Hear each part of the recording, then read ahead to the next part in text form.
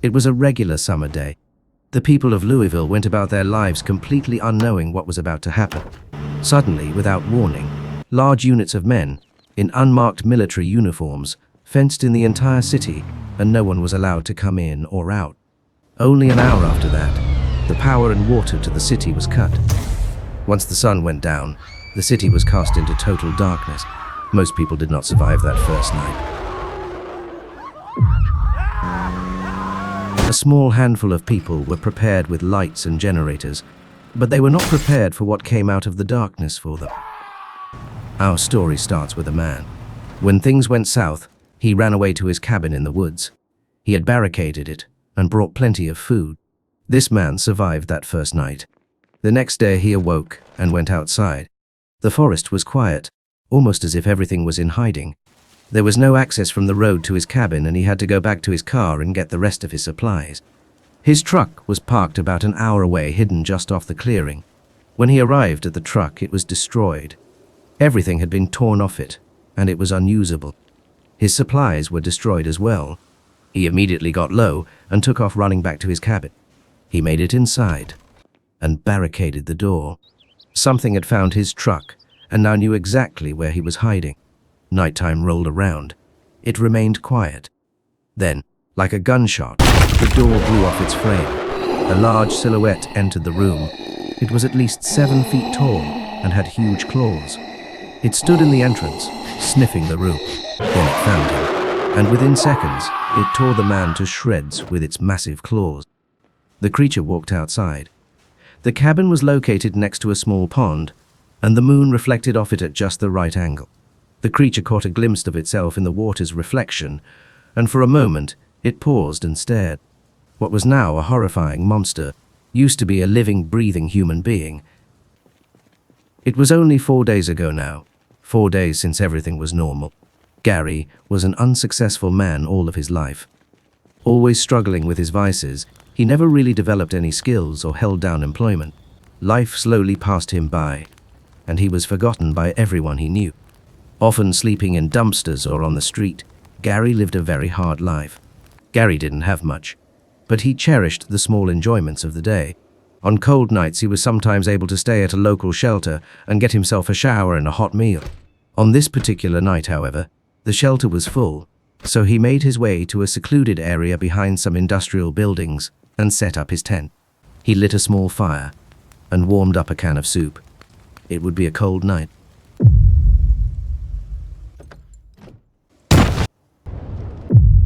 Gary awoke in a startle. His dreams were head-spinning that night. He exited his tent and relit his fire. Then he noticed it. A black briefcase sitting next to his tent. It definitely wasn't there last night. Gary didn't really give it much thought before he took the briefcase and opened it up. Inside of the briefcase was a small glass vial with a strange liquid inside of it. On the side of the vial it said, "Drink me." Gary laughed and assumed it was some dumb prank or meant for someone else. Gary wasn't in the habit of ingesting strange substances. Then suddenly, he heard a loud bang and felt a tremendous pain in his back. He fell to the ground and passed out.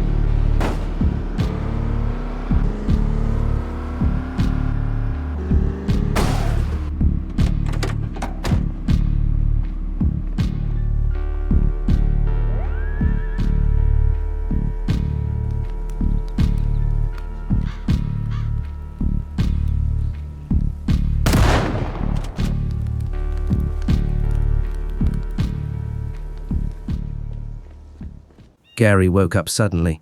He was mortally wounded, naked, and bleeding badly. The substance that was in the vial got hit in the blast and had shattered all over him. He crawled to his tent and took some rags to try and cover his wounds. Gary sat on the ground and slowly bled to death. In the early hours of the morning, Gary suddenly inhaled a large breath and awoke, startled and grabbing at his wounds. They were gone. Completely healed. He stood up amazed. He was alive and felt better than ever. Something powerful coursed inside him. His body was filled with energy, and he was able to run faster than he ever could before. But by the evening, Gary's hair started falling out in large chunks. His skin began to harden up to the point where it would hurt to move inside it. He became uncontrollably hungry. His morals slipped away from him, and his impulses took control. He broke into a nearby home and began eating everything in the kitchen. He made his way upstairs, bursting into the rooms, expecting to find someone. Luckily, no one was home that night. He wasn't sure what he would do if there were anyways. For the next 2 days, Gary continued to break into homes. He would eat everything he found. His body was beginning to change completely now. All his hair had fallen out, and his crimes were escalating more and more. Then one night, everything changed. He noticed a man drive by him and pull into a house down the street. He looked familiar, but Gary couldn't quite put his finger on why, so he followed him. When Gary got closer and saw the man close up, he recognized him immediately. It was the man who shot and robbed him. He would never forget that face. Gary watched and waited until the man went to sleep. Then he crept into the house. There were 2 bodies in the garage. He could smell them, likely the previous inhabitants of this house. His sense of sight and smell were pinpoint now. Gary grabbed a kitchen knife from the drawer and quietly made his way upstairs. The man slept soundly, not at all aware of what was about to happen. Then Gary made his way into the room.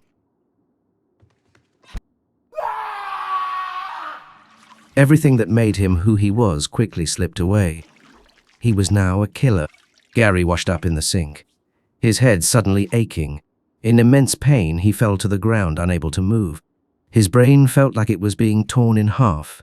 Then, without warning, Gary leaped up and jumped out the window, sprinting full speed into the tree line.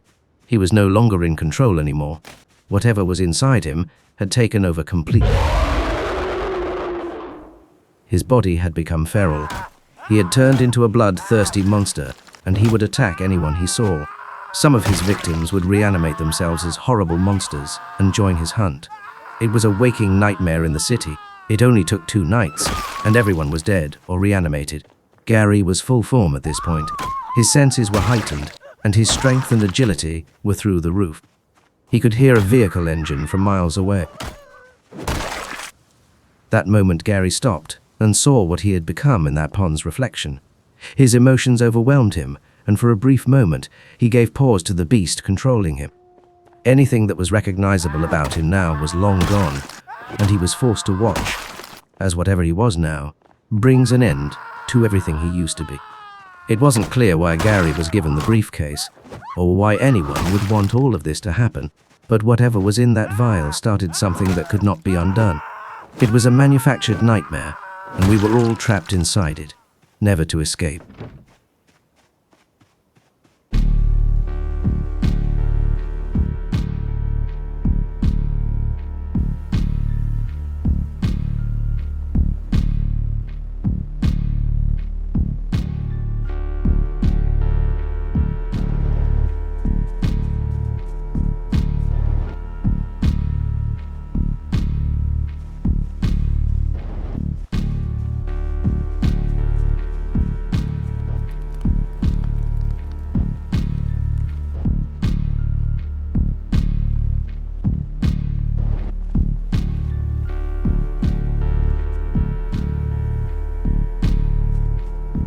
Thank you so much for watching. If you liked the video, please consider hitting that thumbs up, or even possibly subscribing. It would mean the world to Gary and I.